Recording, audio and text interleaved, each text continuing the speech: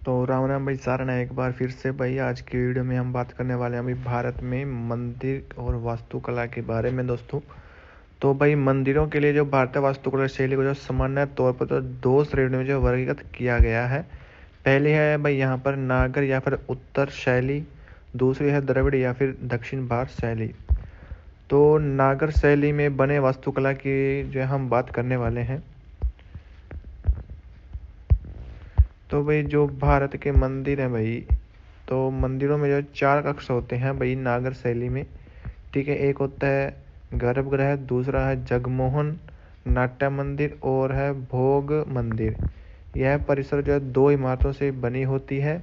जो मुख्य मंदिर होता है जो ऊंचा होता है और उसके आगे एक छोटा मंडप होता है। और मंदिर वास्तुकला की नागर शैली का विकास जो कि हिमालय से विंध्य के बीच हुआ है। नागर शैली में शैव, वैष्णव और शाक्त आस्था से जो है संबंधित है। ठीक है, अब भाई बात कर लेते हैं भाई उनमें किसको क्या बोला जाता है। तो हिंदू मंदिर के जो मूल घटक जो है निम्नलिखित हैं। यानी कि आपसे क्वेश्चन पूछा जाता है कि गर्भगृह क्या होता है। तो यह एक गुफा जैसा जो है वो एक रूम होता है जहाँ पर मंदिर की जो प्रमुख प्रतिमा जो स्थापित होती है, यानी कि मंदिर में जहाँ पर देवी देवताओं की मूर्ति रखी जाती है दोस्तों, उसको गर्भगृह बोलते हैं। और प्राचीन काल में यह एक छोटा जो कक्ष हुआ करता था जिसका केवल एक ही प्रवेश द्वार होता था। बाद में समय में यह एक बड़े कक्ष में जो विकसित हो गया। गर्भगृह हमेशा सबसे ऊंचे शिखर के ठीक नीचे जो स्थित होता है। ठीक है दोस्तों, गर्भगृह वह होता है जहाँ पर देवी देवताओं की मूर्ति रखी जाती है। नेक्स्ट है भाई शिखर। शिखर होता है कि गर्भगृह यानी कि जो आंतरिक गर्भगृह का एक घुमावदार आकार के शिखर से जो सुसज्जित है। मुख्य मंदिर में एक घंटी के आकार की संरचना जो है बनाई गई है। शिखर यानी कि दोस्तों जो मंदिर के ऊपर जो शिखर बनाते हैं उसको जो वो गोल आकार का होता है, घुमावदार आकार में, उसको शिखर बोलते हैं।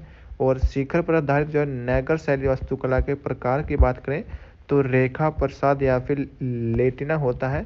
यह एक जो साधारण शिखर का सबसे सामान्य नाम है जो आधार पर वर्गाकार होता है और जिसकी दीवारें ऊपर की ओर एक बिंदु पर वक्र या फिर ढलान वाली होती हैं। ये लेटिना या फिर रेखा प्रसाद का शिखर जो कहा जाता है। उड़ीसा के श्री जगन्नाथ मंदिर और मध्य प्रदेश के मरखेड़ा के सूर्य मंदिर का निर्माण जो कि रेखा प्रसाद शिखर शैली में किया गया है। तो दोस्तों आप जो है इन दो मंदिरों को जो है वो याद कर सकते हैं जो कि नागर शैली में बने हुए हैं। ठीक है, आपसे क्वेश्चन यहाँ से पूछा जा सकता है। नेक्स्ट है वल्लभी। वल्लभी यानी कि इस शैली के जो मंदिर हैं वो आकार में आयताकार होते हैं और बैरल वॉल्ट वाली छतें होती हैं। वैगन वोल्टेड इमारतें संरचनाओं का नाम जो कि वॉल्टेड चैम्बर छत से जो लिया गया है। तेली का मंदिर जो कि 9वीं शताब्दी का ग्वालियर का मंदिर है, इस प्रकार जो बनाया गया था। यानी कि आपसे पूछ सकते हैं कि तेली का मंदिर जो है वो किस प्रकार का बनाया गया है। तो इसमें जो वल्लभी का जो यूज़ किया गया है। आगे है जी फमसाना। फमसाना की बात करें तो इसमें अनेक स्लैब वाली छतें जो इमारतों के मध्य बिंदु के ऊपर एक बिंदु पर पिरामिड की तरह जो सीधे ढलान पर क्रमिक ढलान में ऊपर की ओर उठती हैं। छोटी लेकिन चौड़ी संरचनाएं होती हैं। कोणार्क के सूर्य मंदिर जो कि जगमोहन को बनाने के लिए फमसाना पत्ती का जो प्रयोग किया गया था। आप दोस्तों इस कोणार्क मंदिर के जगमोहन को बनाने वाले को जो है वो इस कोणार्क मंदिर को आप यहाँ पर याद कर सकते हैं।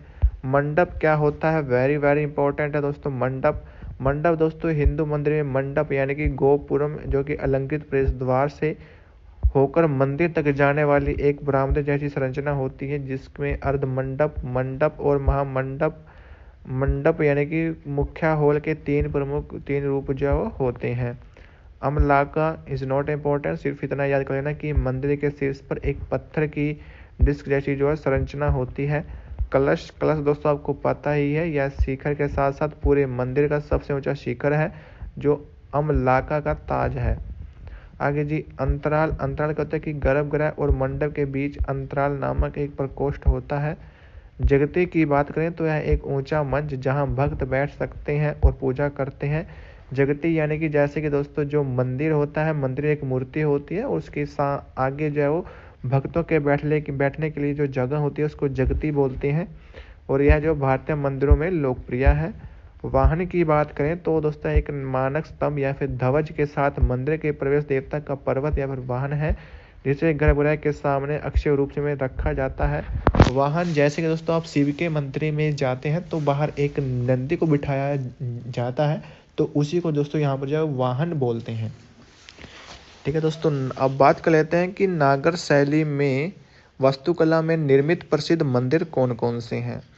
ठीक है, और दोस्तों ये मंदिर आपके एग्जाम में पूछे जाते हैं। ठीक है, उनकी बात कर लेते हैं। पहला है कंदरिया महादेव मंदिर। ठीक है, महादेव यानी कि शिव को समर्पित है, और ये कहाँ पर है, मध्य प्रदेश के खजुराहो में स्थित मध्यकालीन एक मंदिर है दोस्तों, कंदरिया महादेव मंदिर। दोस्तों मैं आ रहा है आपसे, आप याद कर सकते हैं कि मध्य प्रदेश। ठीक है, मध्य प्रदेश कंदरिया।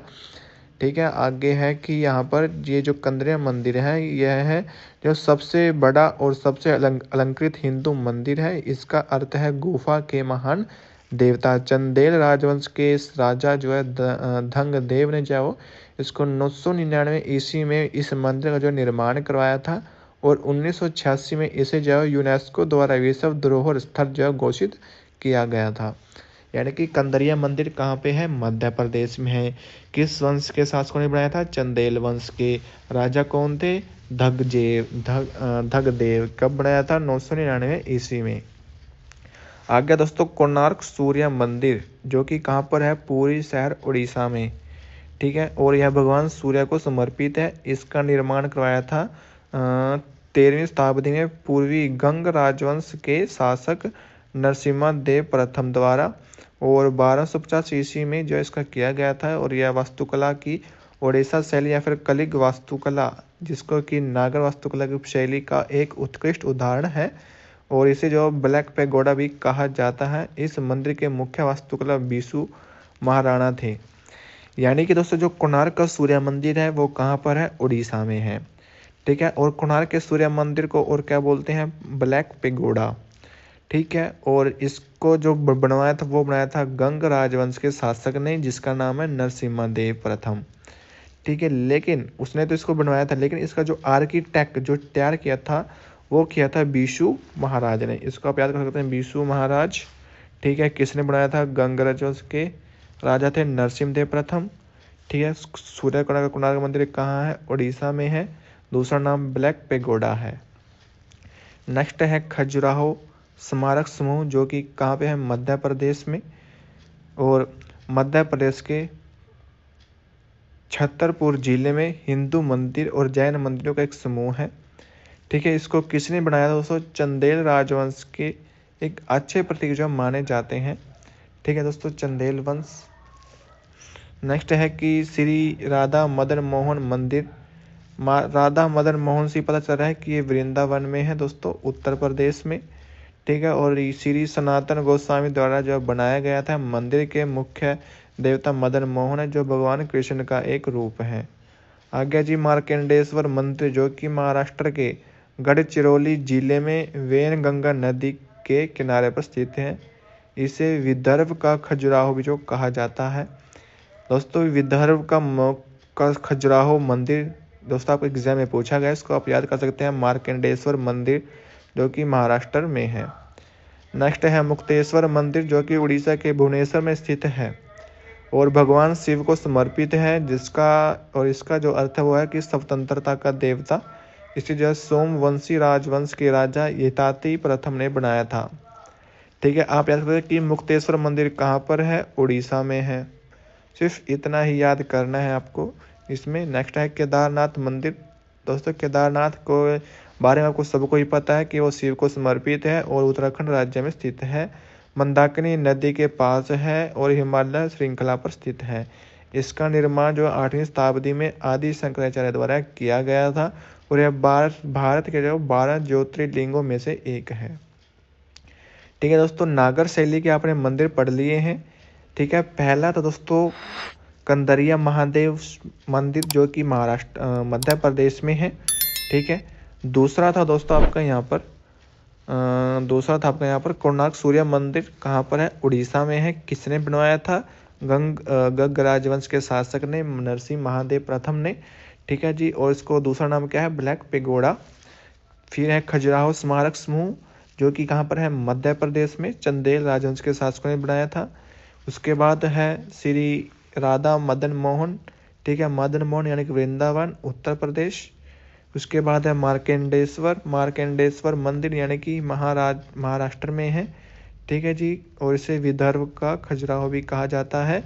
उसके बाद है मुक्तेश्वर यानी कि उड़ीसा, ठीक है। दोस्तों जब हमारी आत्मा उठ जाती है तो हमें क्या हो जाती है, मुक्ति मिल जाती है। इस तरह से आप जो याद कर सकते हैं, ठीक है। आगे है केदारनाथ। दोस्तों केदारनाथ के बारे में सबको पता है, तो इसको याद करने की जरूरत नहीं है। उसके बाद बात कर लेते हैं हम द्रविड़ शैली के वास्तुकला के बारे में।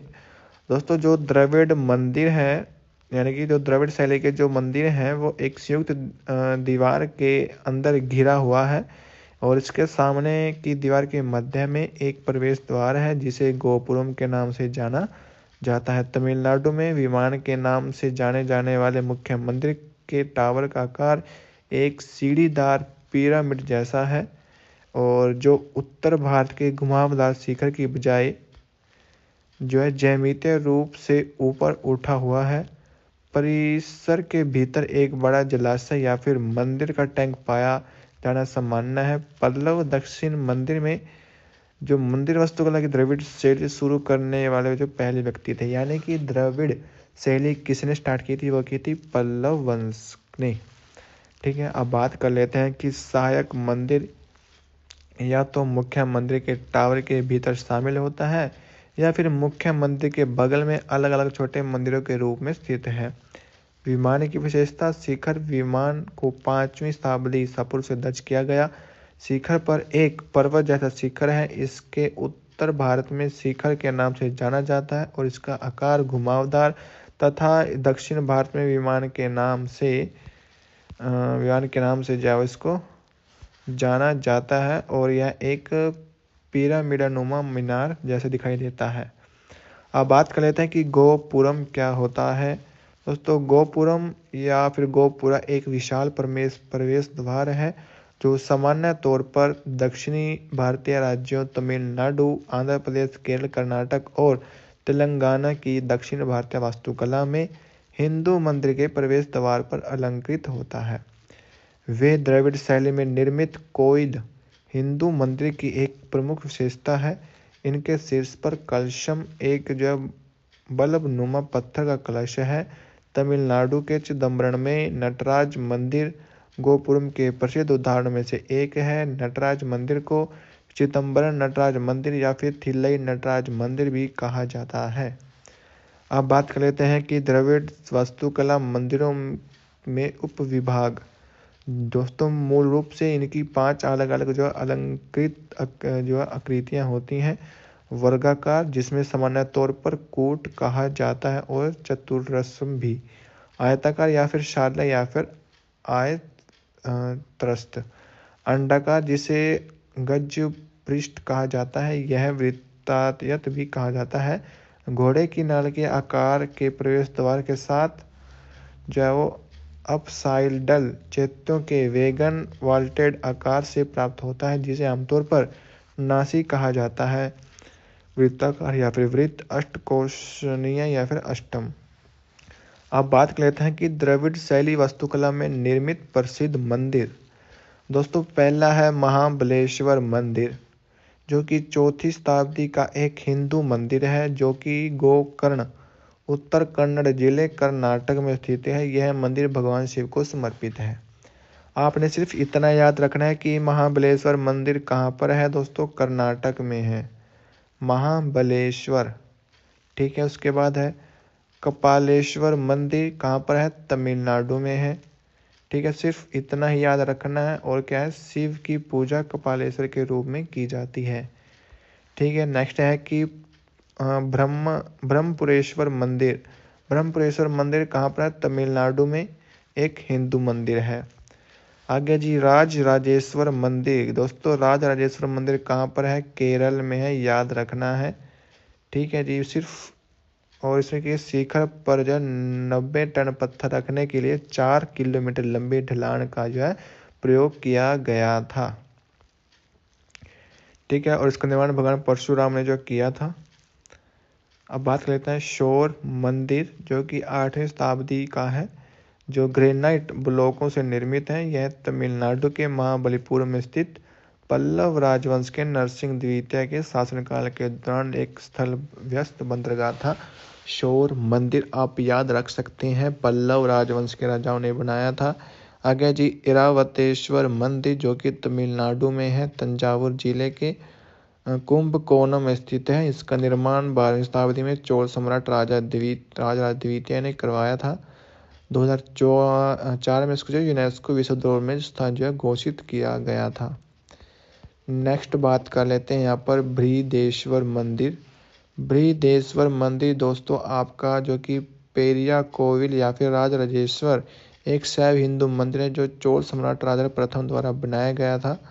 ठीक है, और जो कि तंजावुर के कावेरी नदी के दक्षिण किनारे पर स्थित है। ठीक है दोस्तों, और जो चोल काल के गंगईकोंडा चोलपुरम मंदिर और ऐरावतेश्वर मंदिर के साथ साथ महान जीवित चोल मंदिरों का जो एक हिस्सा है। आगे जी कैलाश या फिर कैलाशनाथन मंदिर, जो कि महाराष्ट्र की एलोरा गुफा में स्थित सबसे बड़ा रोकट हिंदू मंदिर है। रोकट यानी कि दोस्तों जो पत्थर होता है उसको काट कर बनाया गया एक मंदिर है। मंदिर की अधिकांश खुदाई का श्रेय आमतौर पर 8वीं शताब्दी के राष्ट्रकूट राजा प्रथम कृष्ण प्रथम को जो दिया जाता है। इसमें पल्लव और चालुक्य शैली के प्रभाव भी देखे जा सकते हैं। यह भगवान शिव को समर्पित एक विशाल अखंड मंदिर है। कैलाश मंदिर 16वीं गुफा और यह भव्य एलोरा गुफाओं का निर्माण करने वाले 32 गुफा मंदिरों और 8 मठों में से एक है। नेक्स्ट है विरूपाक्ष मंदिर। विरूपाक्ष दोस्तों कर्नाटक में है, विजयनगर जिले के हम्पी में स्थित है। विरूपाक्ष मंदिर का निर्माण 8वीं शताब्दी में रानी लोक महादेवी ने जो कांची के पल्लवों पर अपने पति विक्रमादित्य द्वितीय की जीत का जश्न मनाने के लिए जो करवाया था, और इस मंदिर का निर्माण अलकनंदा नंदेड़सा की सहायता से किया गया था, जो विजयनगर साम्राज्य के शासक देवराय द्वितीय के अधीन एक सेनापति था। यह हम्पी में स्मारकों के समूह का हिस्सा है, जिसे 1986 में यूनेस्को द्वारा विश्व धरोहर स्थल के रूप में नामांकित किया गया है। दोस्तों भगवान जो विरूपाक्ष है वो शिव का एक रूप है।